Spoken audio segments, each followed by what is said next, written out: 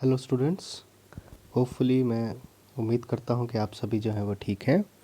अब जैसा कि हमने लास्ट टाइम स्टडी किया था कि हमने सेट्स के बारे में पढ़ा था कि सेट जो होता है that is a well defined collection of objects, जिसमें हमने पढ़ा था कि हम सेट को देख के ही ये बता पाएँ कि कोई एलिमेंट उस सेट में आएगा या नहीं आएगा।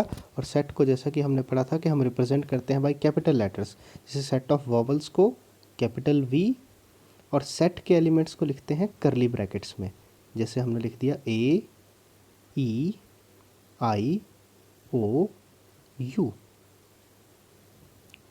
तो यहाँ पे करली ब्रैकेट्स के अंदर एलिमेंट्स हैं, जैसे ए इसका एलिमेंट है, ई इसका एलिमेंट है, आई ओ और यू। तो अब आगे कुछ हमने सेट से रिलेटेड टर्म्स पढ़नी है आज। जैसे हमारे पास सबसे पहले आता है एम्प्टी सेट, जैसा कि नाम से पता लग रहा है आपको। एम्प्टी माने खाली, ब्लैंक। तो ऐसा सेट जिसके अंदर कोई भी एलिमेंट नहीं आएगा, a set containing no element is called empty set और नल सेट। और उसको डिनोट करते हैं बाय दिस ग्रीक लेटर। ये जो लेटर यहाँ बना है this is a Greek letter phi, इसको फाई बोलते हैं, ठीक है, इसको बोलते हैं फाई। तो ग्रीक लेटर फाई से आप डिनोट करेंगे, मतलब वो एम्प्टी सेट है। एम्प्टी सेट है तो मतलब जो आपका फाई है उसको आप इस तरह से लिखेंगे, करली ब्रैकेट और अंदर कुछ नहीं होगा, वहाँ ब्लैंक होगा, अंदर कोई एलिमेंट उसके नहीं होगा। तो ये आपके पास हुआ एम्प्टी सेट। जैसे इसका एग्जाम्पल हमारे पास इसने दिया है कि x एक नेचुरल नंबर है और x 2 और 3 के बीच में है। अब 2 और 3 के बीच में तो कोई नेचुरल नंबर आएगा ही नहीं, क्योंकि 2 खुद नेचुरल नंबर है, 3 कोई नेचुरल नंबर है, बट उसके बीच तो हमारे पास जैसे 2 और 3 के बीच क्या आएगा, 2.5 आ गया, बट वो तो नेचुरल नंबर नहीं है। तो इसलिए इस सेट के अंदर कोई एलिमेंट नहीं आएगा, ये एक फाई है, एम्प्टी सेट है। अब जैसे इसने हमारे पास और एग्जाम्पल दिया है, आगे आप देख सकते हैं, x such that x is a number and x not equal to x। कोई नंबर अपने बराबर ना हो, तो ऐसा तो कोई नंबर होता ही नहीं है जो अपने बराबर नहीं होगा। Every number is equal to itself, so it is also an empty set.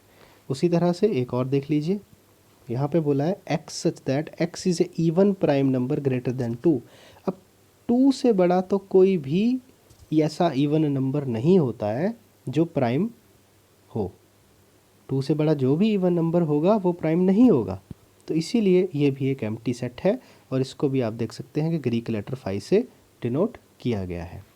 अब आगे आता है सिंगलटन सेट। तो सिंगलटन सेट होता है अ set containing exactly one element, जिसके अंदर आपके पास सिर्फ और सिर्फ एक एलिमेंट होगा।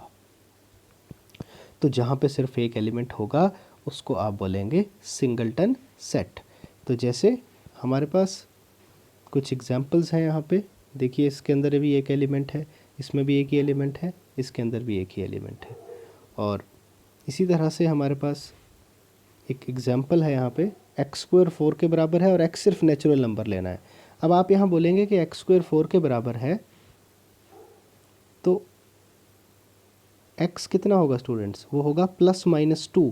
बट यहाँ माइनस क्यों नहीं लिया मैंने, क्योंकि x जो था वो बोला है that belongs to natural number, तो सिर्फ 2 ही आया इस सेट में और ये सिंगलटन बट गया। अब अगर मैं इस क्वेश्चन को बदल देता और मैं यहाँ पे लिख देता, हमने लास्ट टाइम वैसे ये सिंबल भी पढ़ा था, जो स्टूडेंट्स अभी जुड़े हैं, this is the symbol of belongs to.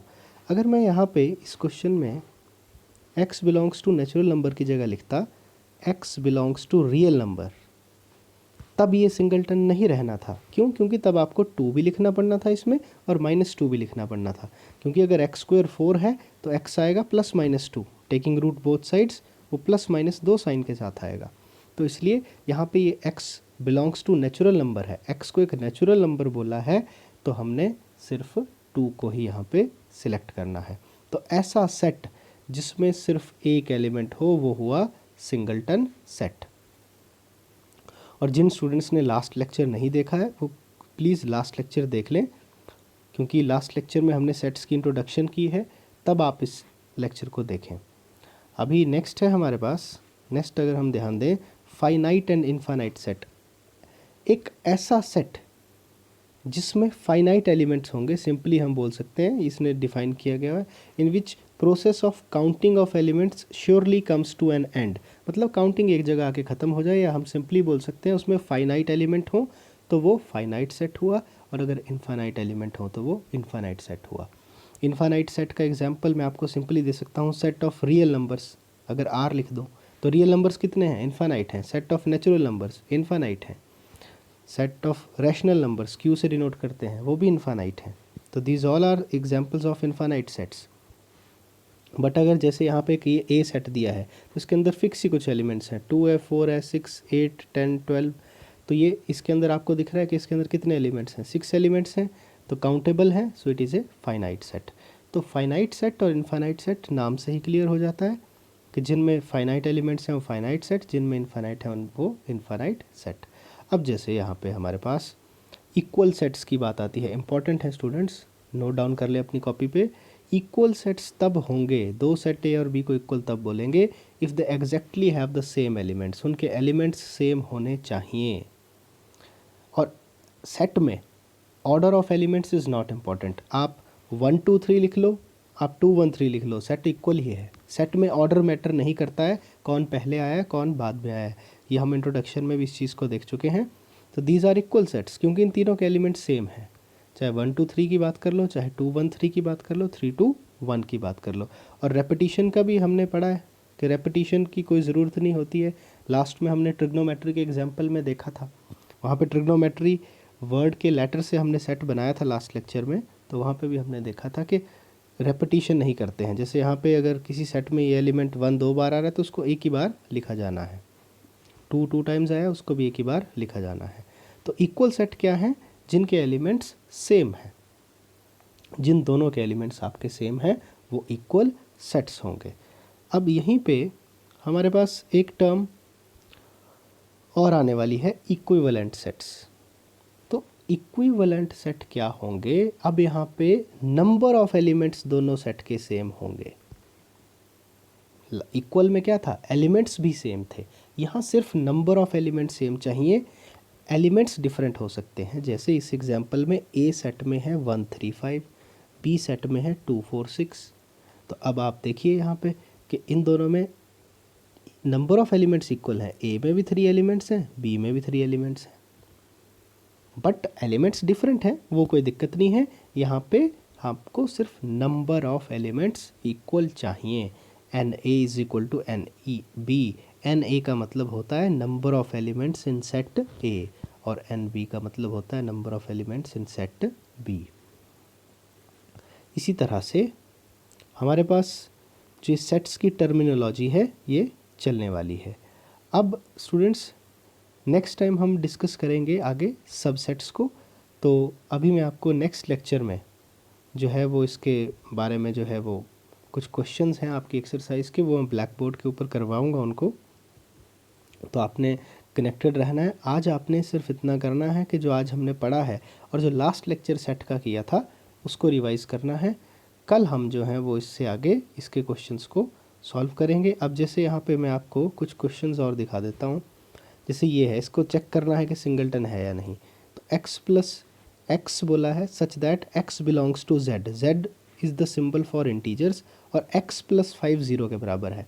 तो अगर x प्लस 5 0 है, इस सेट का एलिमेंट लिखना है, तो x कितना आ गया, -5 आ गया। तो इस सेट का जो एलिमेंट लिखा जाएगा, सपोज़ अगर ये बी सेट है तो ये सिंगलटन हुआ क्योंकि इसमें एक ही एलिमेंट आया, कौन, -5। बट अगर मैं बात करता क्वेश्चन नंबर 1 के फर्स्ट पार्ट की यहाँ पे, तो ये वही चीज़ आ गई जो मैंने आपसे पहले डिस्कस की थी कि x² 4 है, taking root both sides, x आ जाएगा +-2।